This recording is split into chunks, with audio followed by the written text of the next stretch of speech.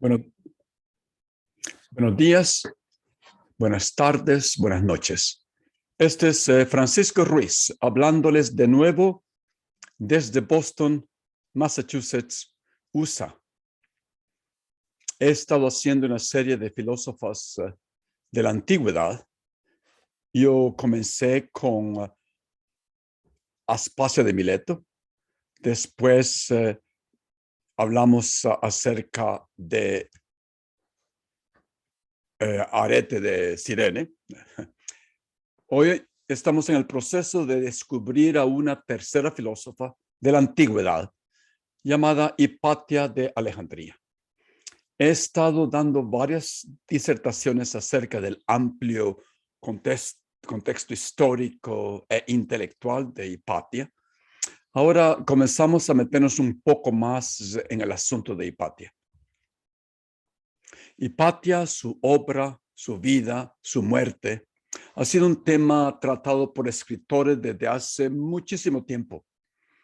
Me estoy dando cuenta que existe una tradición literaria acerca de Hipatia.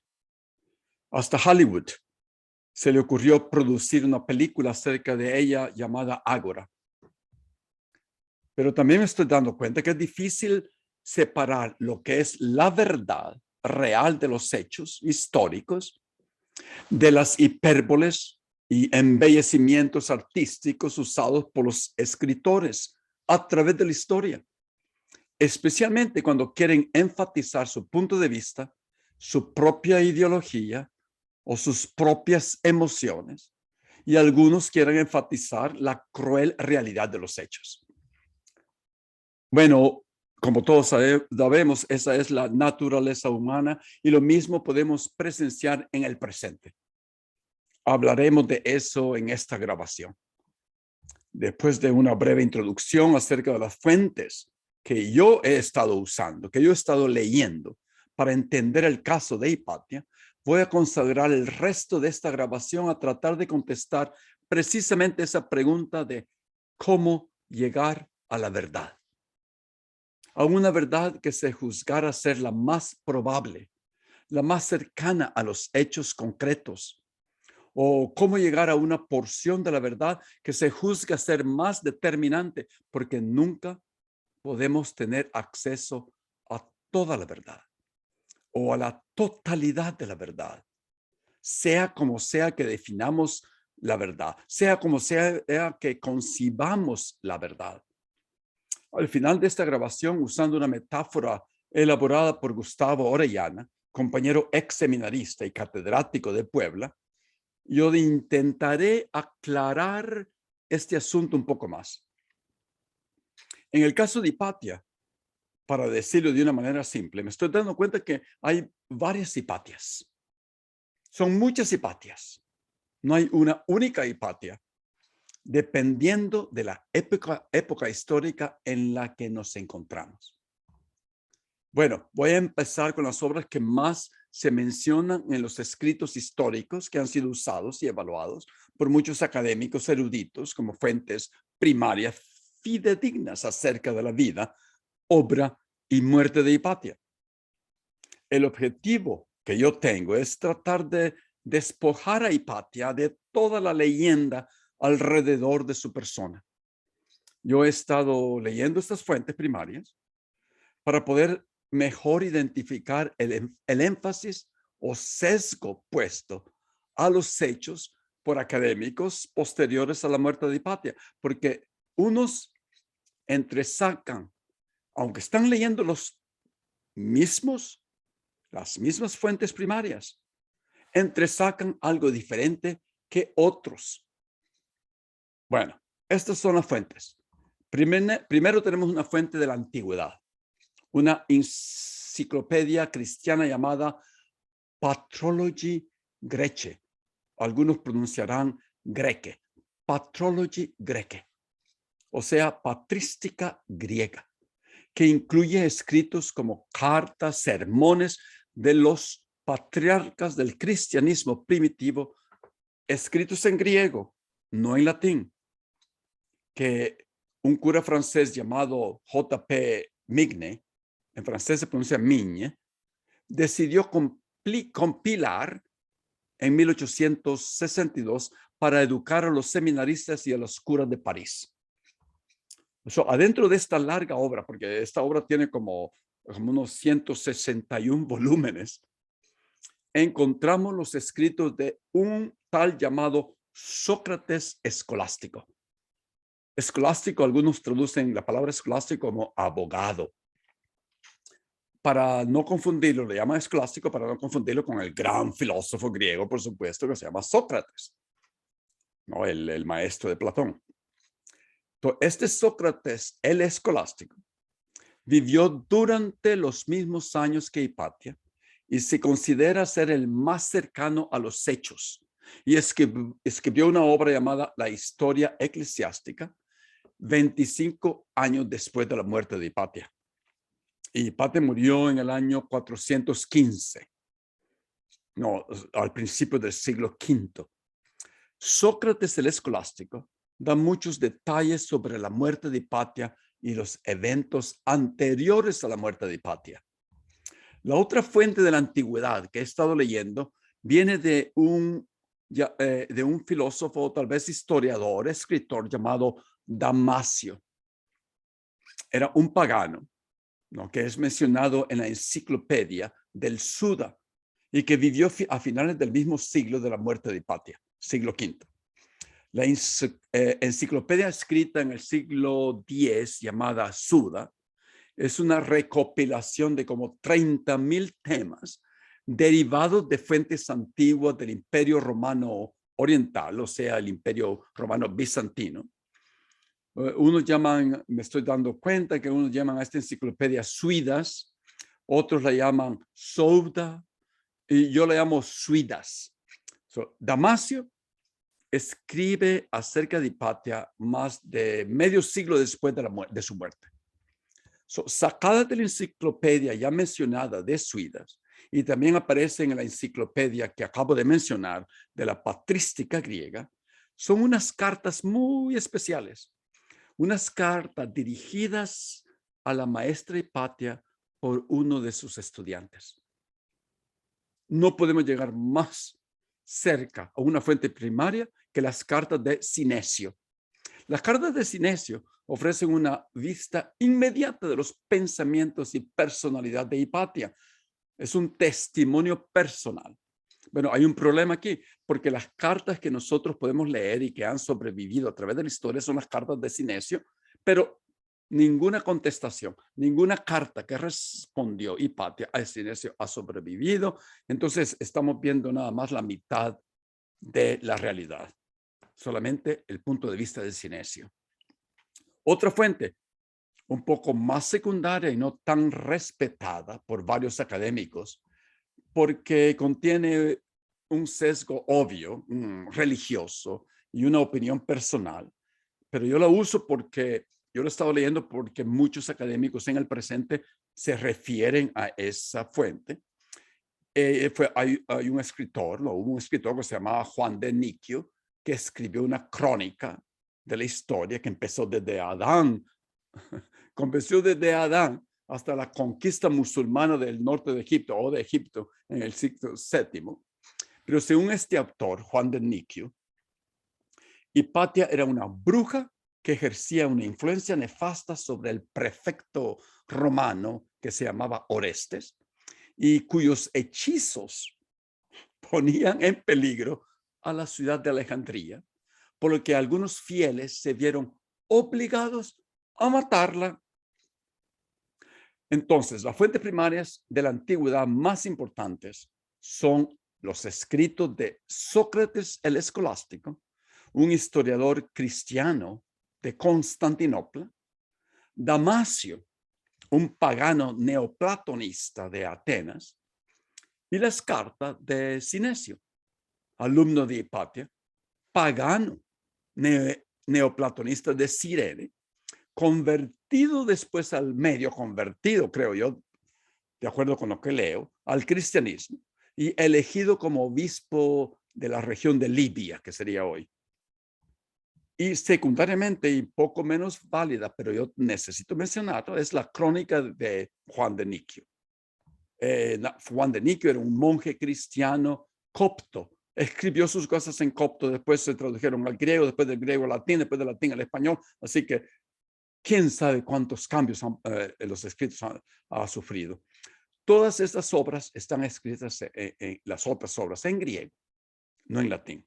Ahora bien, esas son las fuentes primarias escritas en la antigüedad, recopiladas en la enciclopedia del Suidas y en la enciclopedia de la patrística griega.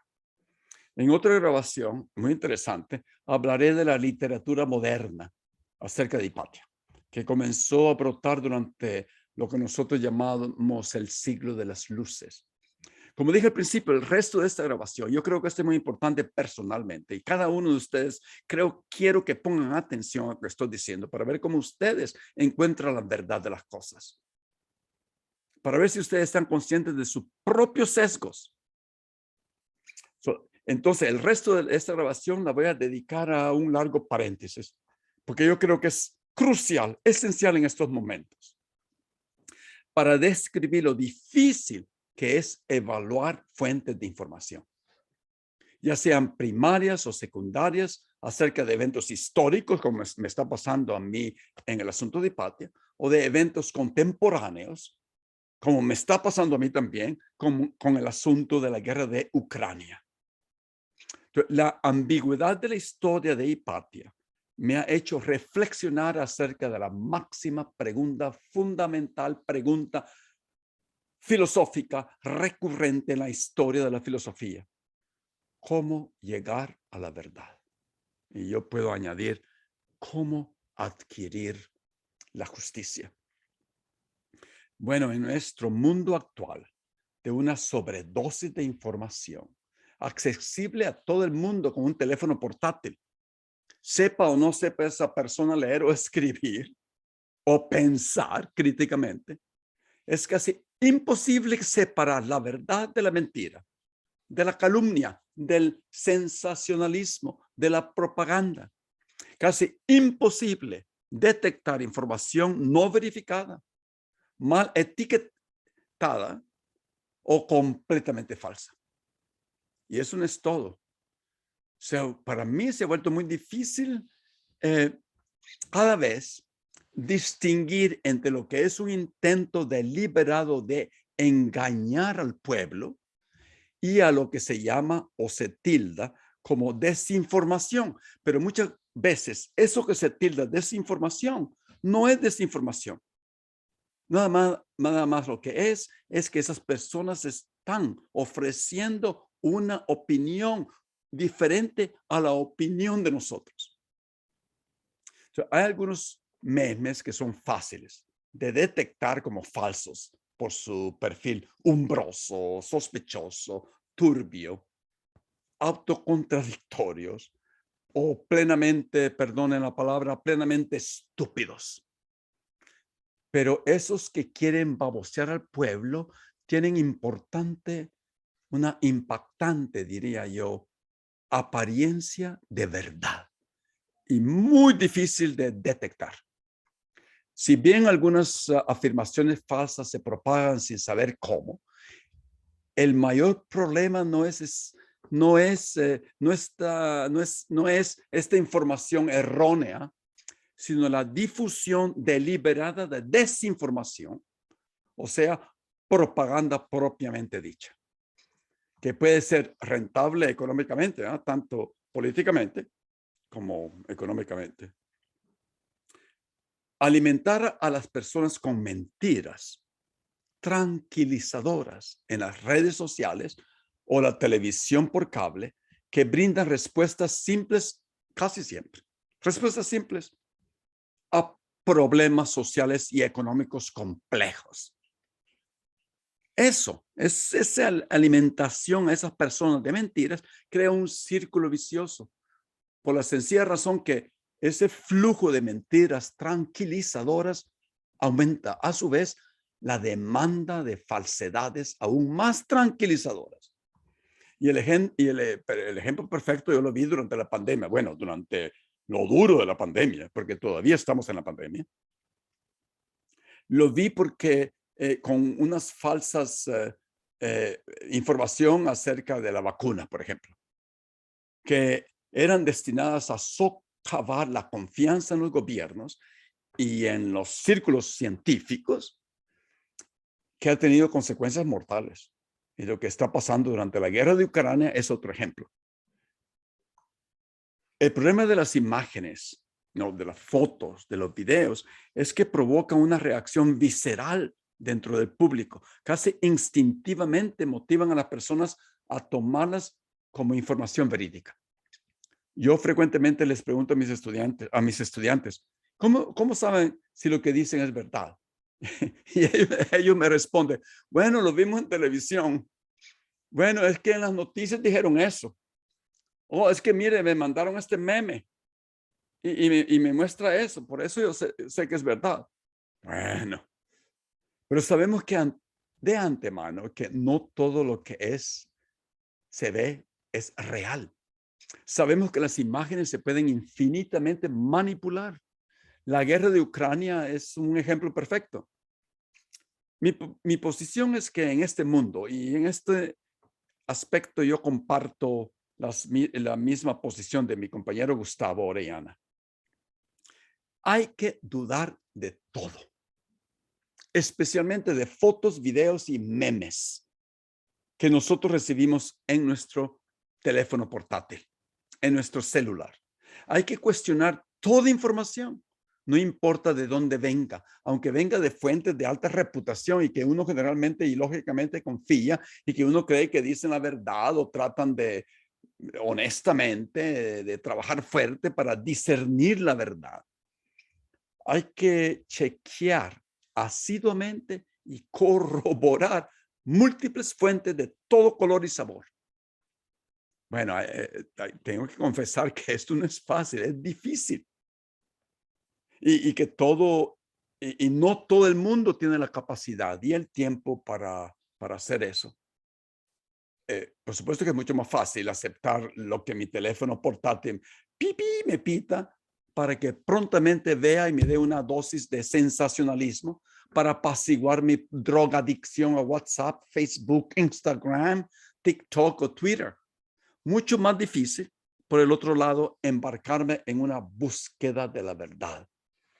Les voy a poner un ejemplo de mi propia experiencia. Algunas veces actúo como un gran escéptico y cínico cuando se trata de fotos y videos que gente comparte usando sus teléfonos. Casi siempre es muy fácil detectar cuando se trata de una desinformación. Grandes letras negras, casi siempre son unas letras negras grandotas o letras rojas que se sobreponen sobre la captura de alguna pantalla de una fuente dudosa. Bueno, cualquier analfabeta y también no analfabeta le puede dar creencia a esos memes pobremente diseñados para dar una apariencia de noticia vetada por una fuente reputable. Pero si uno se detiene a examinarlo detenidamente, uno se da cuenta inmediatamente que son falsos. Hubo muchísimo de esto durante los momentos más intensos de la pandemia para instigar miedo dentro de una población, asusando muchas teorías de conspiración descabezadas, como esa que atribuía la causa del virus a seres extraterrestres. Bueno, un primo mío me mandó un meme un día acerca del asunto y le dije, por favor, no me mandes estupideces. Ese primo mío ya no me habla. Eso pasa. Porque le dijo eso de los extraterrestres que mandaron el virus para nosotros, un poquito demasiado descabezado para mí. Bueno, mucha pobre gente aturdida por el miedo estaba lista a creer cualquier cosa que se compartiera en WhatsApp. Yo hice una grabación en esos momentos y voy a subirla a mi página web de la filosofía iluminante para los que quieran oírla. El secreto es infundir miedo dentro de un pueblo y el pueblo pronto está dispuesto a creer en cualquier cosa como una solución a un problema, que casi siempre el problema es inventado o el problema es un complejo que necesita una solución compleja. Ok, aquí en Boston, durante lo peor de la pandemia, la gente se mantuvo enclaustrada completamente y nunca se les hubiera ocurrido salir a hacer una cola larga para ir al banco o al supermercado. Si salían a caminar, mantenían una distancia exagerada con otras personas y todo el mundo salía con mascarillas. De repente, mi hermano, y esta es mi experiencia como ejemplo, que estaba pasando algunos meses en El Salvador, compartió conmigo una foto mostrando más de 1,000 personas haciendo una fila larga, amontonándose los unos con los otros en las estrechas aceras, cunetas o andenes de las callejuelas de la ciudad de Santana en El Salvador. No era una fila, más que nada era una multitud sin mascarillas queriendo irrumpir en un banco. El pueblo acababa de oír que el gobierno le iba a dar $300 a cada uno de sus habitantes para apaciguar el dolor por falta de trabajo que había causado la pandemia. Y la foto estaba encabezada con un mensaje, con letras negras, grandotas, que decía: Bukele, el presidente, está regalando dinero a todo el mundo. Vaya al banco a recoger su dinero. Eso es pura mentira. Imposible de creer que la gente se exponga al virus tan fácilmente y que el presidente esté regalando dinero como pan caliente. Le contesté a mi hermano. No me mandes estupideces, le dije. Esa foto definitivamente está manipulada. Tal vez es una foto vieja de otra época. Continué. Pero mi hermano insistió que la foto era real y que la gente de seguro se amontonaría de nuevo el día siguiente. Entonces le pedí a mi hermano que al día siguiente se expusiera y que saliera de su apartamento a tomar un video, incluyendo unos segundos con su cara enfrente para yo poder corroborar los hechos.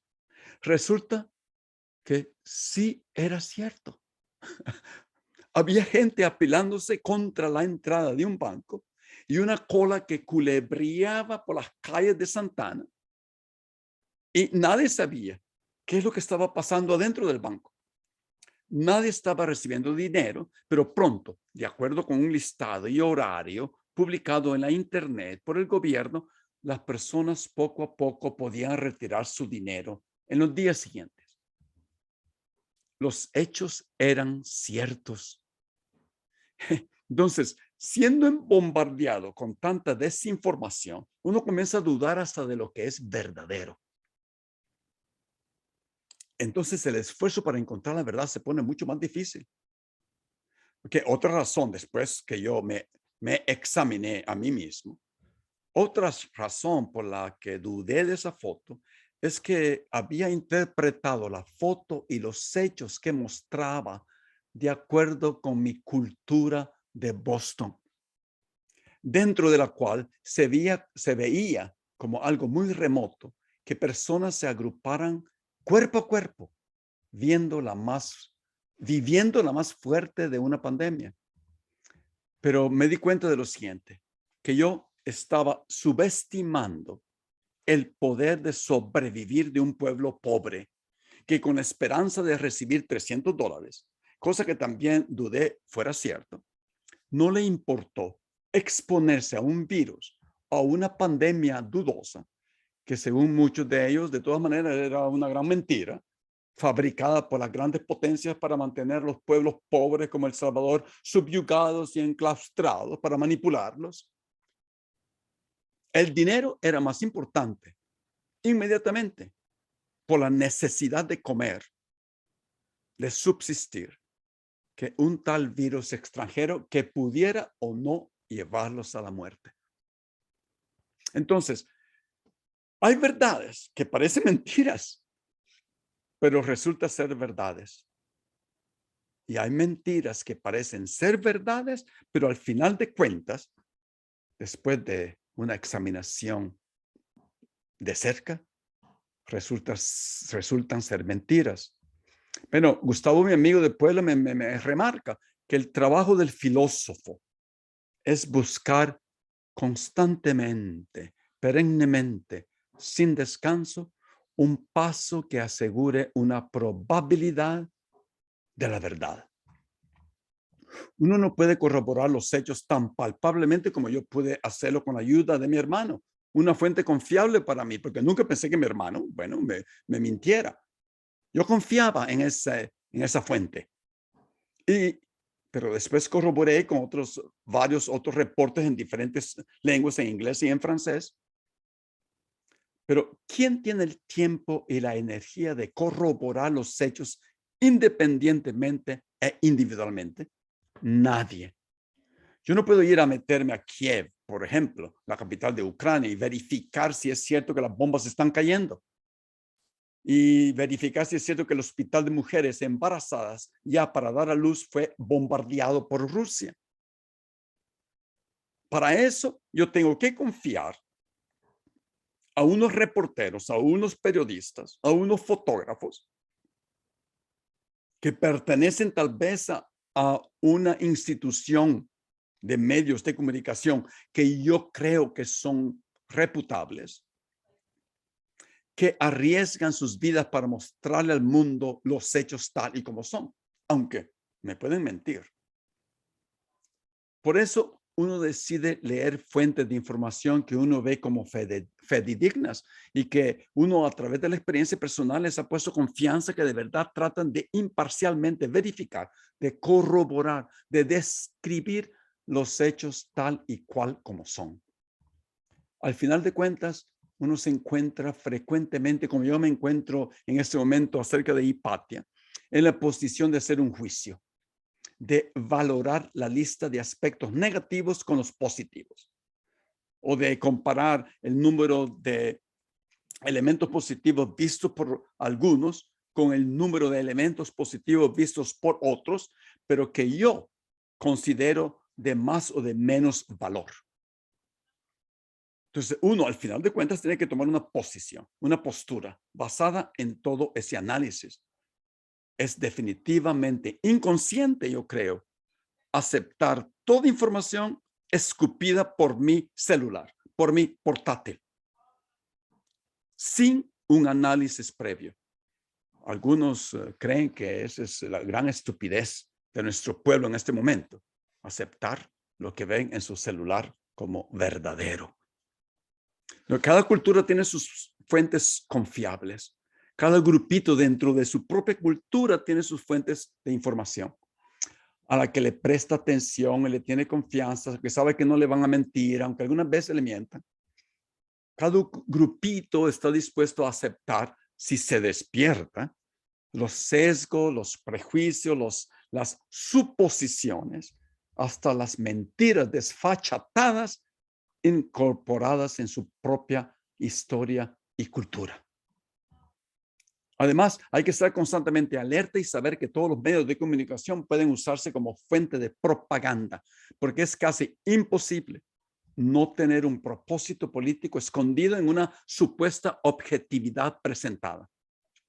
No hay una verdad, una realidad completamente objetiva. Todo es mediado, interpretado, comenzando con nuestros propios sentidos, comenzando con nuestra propia burbuja cultural. Y a esto le sumamos la censura interna de los medios de comunicación que deciden qué información publicar y qué información omitir y a qué información darle énfasis en la primera plana, al principio del periódico, al principio de las noticias, y cuál información esconder con letras minúsculas al final del periódico o dejarlo al final de las noticias. Algunos consumidores de información a través de canales de televisión, de periódicos o YouTube están más propuestos a aceptar a primera vista lo que ven o lo que leen. Otros están más propuestos a cuestionar los lentes a través de los cuales su propia cultura percibe e interpreta su entorno y el mundo en general. Y yo sé que en este momento me estoy dando cuenta que esto me está requiriendo mucho trabajo. Y me estoy dando cuenta también que la historia y el presente están constantemente siendo reevaluados y reinterpretados desde muchos puntos de vista.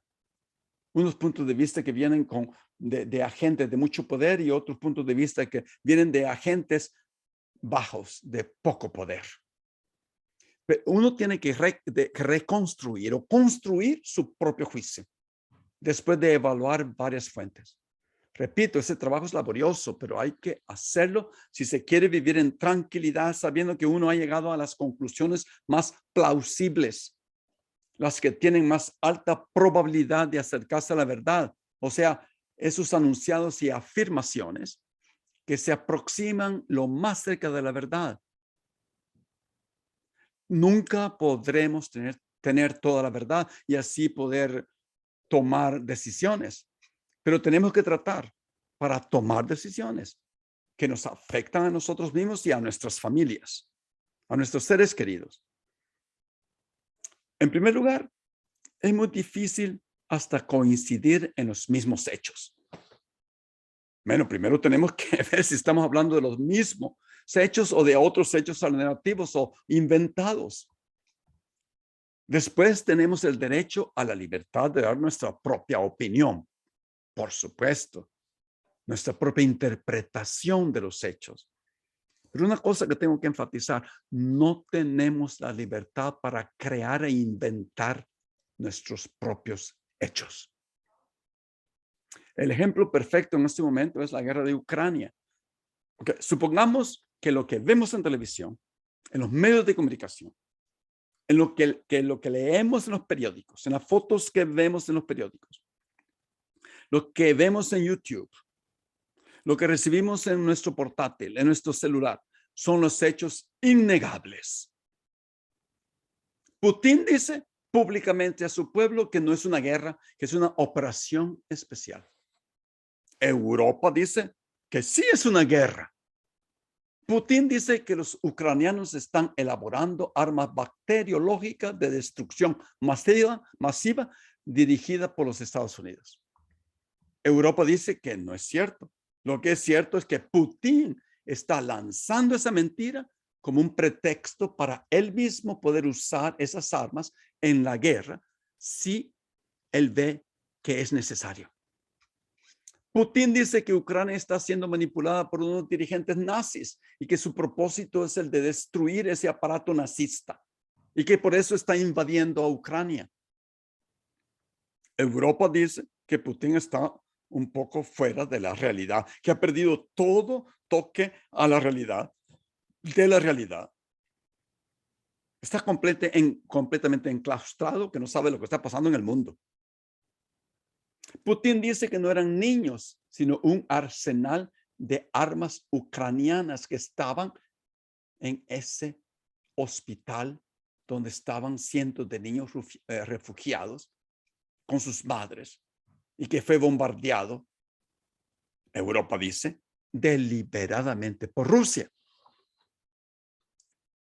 Bueno, diferentes interpretaciones de los mismos hechos. Sí, acordamos que estamos de acuerdo que esos son los hechos verdaderos. Entonces, ¿cuál es la propaganda? ¿Cómo sabemos quién está mintiendo deliberadamente? ¿Los dos están usando la propaganda? ¿Europa, Estados Unidos y Putin? Entonces, ¿cómo sabemos cuál es una mentira vestida de verdad y cuál es la mentira desnuda? El resultado que yo estoy viendo de todo esto, y también durante la pandemia, es que hemos creado una división del mundo. Parte del mundo va a creer lo que dicen los europeos acerca de la guerra y parte del mundo lo que dice Putin. Entonces, ¿cuál es la solución de esto? ¿Cuál es la solución de toda esta ambigüedad, de toda esta obscuridad? Bueno, a mí me parece que lo primero y mucho más prudente sería a largo plazo. No hay una solución inmediata. Por ejemplo, si un país o una comunidad mexicana, centroamericana o latinoamericana, por poner un ejemplo, centrara la mayoría de sus esfuerzos en crear un público educado y resistente que pueda detectar y luego ignorar las campañas de desinformación, ¿Cómo podemos enseñar a la juventud una manera efectiva de evaluar evidencias presentadas por los medios de comunicación? La mayoría de las personas realmente no saben cómo verificar las fuentes y la confiabilidad de la información presentada. Necesitamos un enfoque más integral que les pueda enseñar a estudiantes de preparatoria, estudiantes de liceo, de colegio, de universidad, cómo evaluar no solo la confiabilidad de la información específica que encuentran en sus teléfonos portátiles, sino también quién la publicó y con qué propósito. Tenemos que encontrar una manera para incrementar las destrezas del pueblo para analizar críticamente toda clase de información.